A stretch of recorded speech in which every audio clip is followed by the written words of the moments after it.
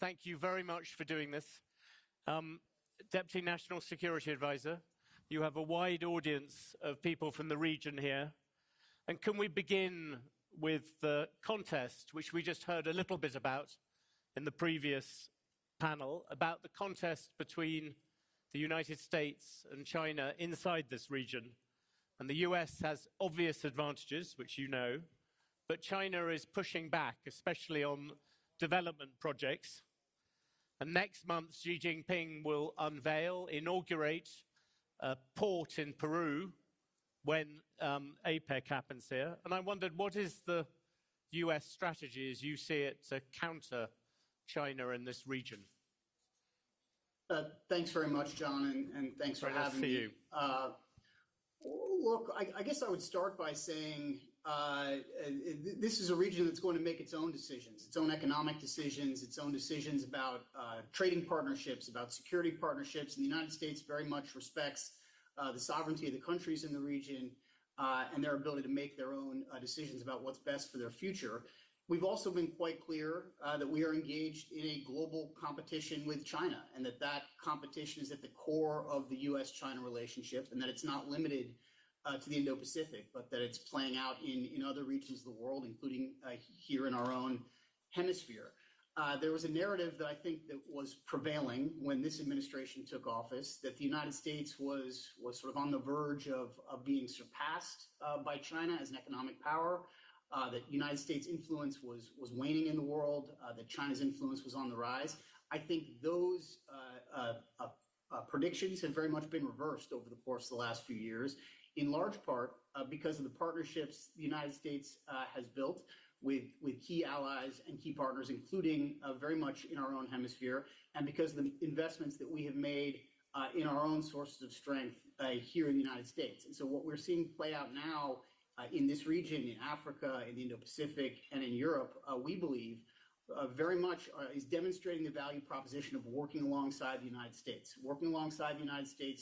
in the construction of high standard critical infrastructure, in pursuing clean energy policies, in developing advanced technologies. And we feel very good about our position in the region and about the value proposition we offer countries as they make these decisions about the partnerships they will choose.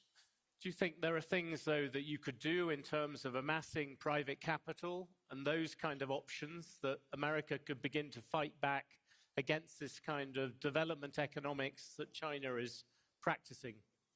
Well, one of the huge advantages the United States has, a force multiplier for the United States, and again, goes to this question of the value proposition of working with the United States, is our dynamic and robust private sector, unparalleled anywhere in the world. The United States doesn't have a sovereign wealth fund. We don't have state-owned enterprises that we can direct in terms of their capital flows or investment decisions. But what we can do is incentivize and work with our private sector to invest in areas of strategic significance and importance to us. And we see a demand signal for that investment all around the world, including very much here in our own hemisphere.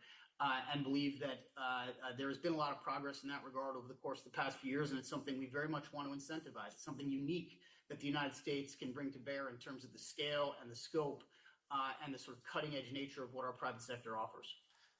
Can I push you on an example of somewhere which seems to be going badly in this respect, which is Venezuela? You have Maduro, who has been backed by Russia, backed by China. He's closing ranks, he's silencing critics. An election which most people think was unfair, he's saying it's fine.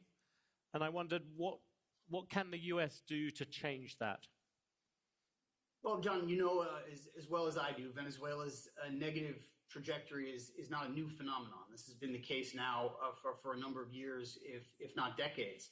And I think, if anything, this administration, prior to the July 28th elections, gave Venezuela and gave the Maduro regime every opportunity to do the right thing, incentivize the possibility of democratic steps and maybe even ultimately a democratic transition with the promise of the easing of sanctions.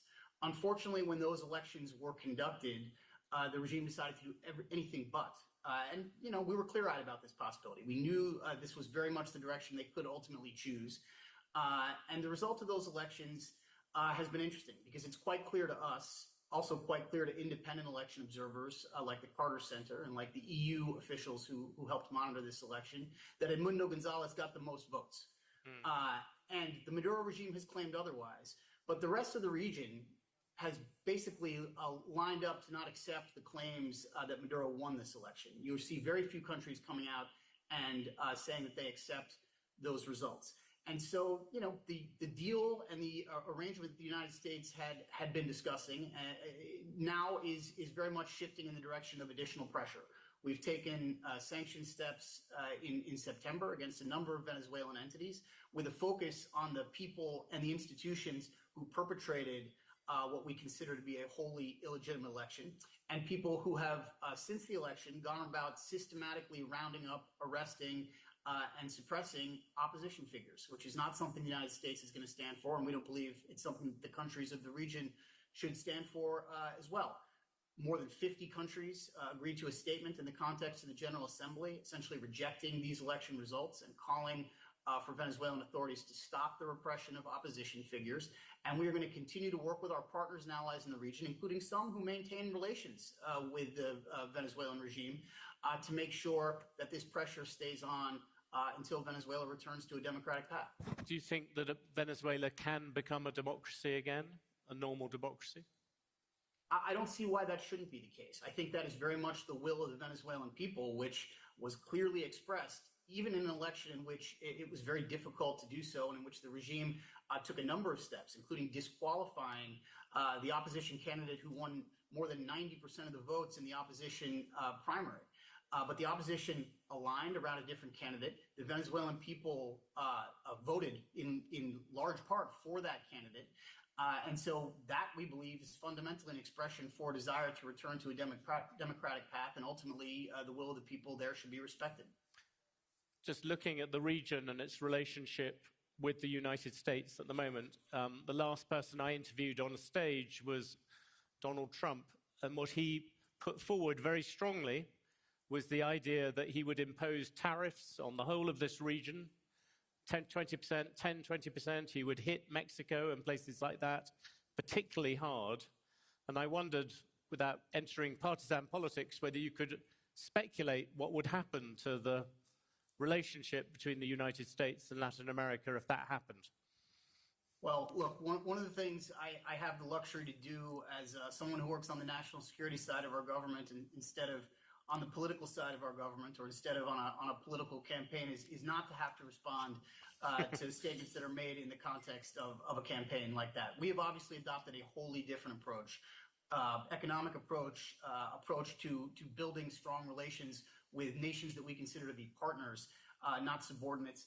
And that's the path that we have been following, that we will continue to follow until the end of the administration, epitomized in large part by the Americas Partnership, an arrangement I know you're familiar with on the order of a dozen countries that have come together to try to build closer and stronger economic ties, focused on areas like critical minerals and energy, on medical supplies, and on semiconductors and other advanced technologies. That is the vision we have for this region, and believe that that's the right way forward. But that is one based, so, on open trade and the ability for things to go backwards and forwards. If there is a full-scale tariff war, that would be a very different relationship. I mean, again, that is not the policy that we are adopting. That is, I am confident, not the policy that Vice President Harris would adopt, or she to be elected. Beyond that, I'm not going to get into responding to claims made in the context of the campaign. Just can't do that with the job that I've got. So one particular thing which has come up a bit on the campaign, but also in this region, is the idea that there is more to do in terms of partnerships with countries in Latin America over issues like migration, issues like drugs as well. Do you still think that is an area you could do more on? Well, I think that is an area where we have deep cooperation and partnership with the countries of the region. This administration has pioneered an approach that we call the LA Declaration, made in the context of the Summit of the Americas, which we hosted in California, in Los Angeles, a couple of years ago, which calls for a holistic, region-wide approach to migration. Too often, migration issues are reduced to what happens at the U.S. southern border, when the reality is there is an entire migration ecosystem. And the countries of the region have bought into that vision for how migration can and should be managed, both in terms of enforcement at various borders and also in terms of legal and lawful pathways for migrants who have legitimate claims to, in an orderly way, make their way to another country. We are doing both of those things with our partners in the region under this banner of the LA Declaration, which has been, we believe, a significant success in trying to manage what is a very difficult crisis. And you know, that crisis has existed now long before this administration came to office, and actually well beyond the contours of this region. There's a global migration challenge that a number of nations face, and we are working with the countries in this region to manage this migration flow in our own hemisphere. Same when it comes to counter-narcotics. We have worked very closely with key partners, including some where there was a prediction that these relations would be quite difficult, like Colombia. And we have worked very closely with President Petro since he's come to office on these issues. And we have worked with the countries of the region to raise concerns about the arrival in this region, for example, of fentanyl precursors from China. And in the context of President Biden's last meeting with President Xi Jinping at the Woodside Summit, they reached an understanding that they would work together to limit the flow from China of fentanyl precursors. And there has been some progress in that regard. So look, these are all works in progress. These are deeply challenging issues that have to be managed collectively. No one country can handle them alone. And we are working very closely with our partners and with other countries to manage them. One last question. Do you worry at all? I mean, you are a very good student of history as well as of contemporary politics.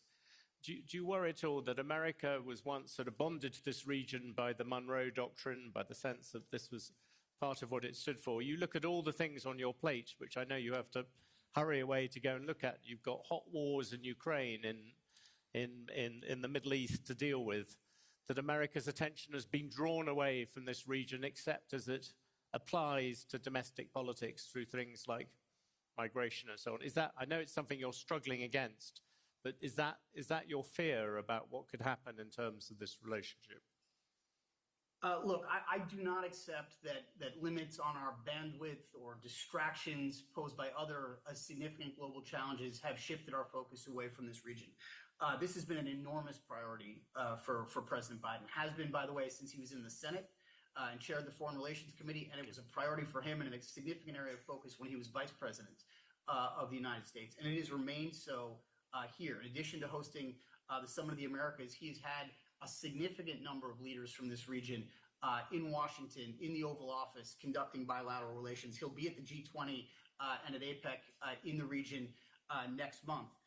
I will just tell you, in the course of my own work, which is sort of managing the policy process on every issue we face across the U.S. government, from Ukraine to the conflicts in the Middle East to the Indo-Pacific, I spend a lot of time focused on this region, on the issues related to Venezuela that we were discussing, on Haiti, where there has been some fragile but unmistakable progress in terms of the security situation, the political situation. I was just in Haiti on Wednesday. I've made 3 trips to Colombia in my current job. So we have the ability. We're a big government. We have global interests, and we have the ability to pursue all of them, even in the context of the crises we face, which are significant.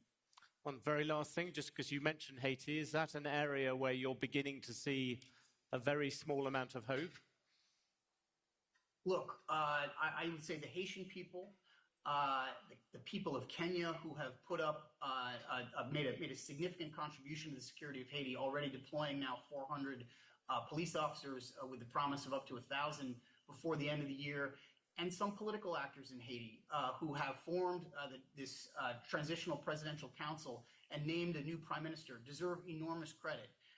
Haiti has a security challenge that is quite significant. It has also had a political challenge that's tied to its security challenge in terms of the legitimacy of its government. It has taken significant steps forward to address both of those, but that progress is fragile. And what we're going to be working on over the course of the coming weeks and months is deepening that progress, helping the Kenyan police build up, providing them with resources, bringing in police from other countries, including countries of the region that are making contributions to that policing effort, helping the government find its footing and provide for the basic needs of the people. And ultimately, the goal is to transition this police force to a UN peacekeeping operation, which we will work with countries on the Security Council and across the UN system to implement. That's the goal. But this progress is fragile, and it is not inevitable. And so it's going to require increasing focus, which we will, I promise you, continue until the end of this administration. That's a good area to end on, a small sign of hope there. I know how busy your day is at the moment and what lies ahead of you. Thank you very much for spending the time. John Feiner, thank you. Great. Thanks for having me. Good to be with you all. Thank you.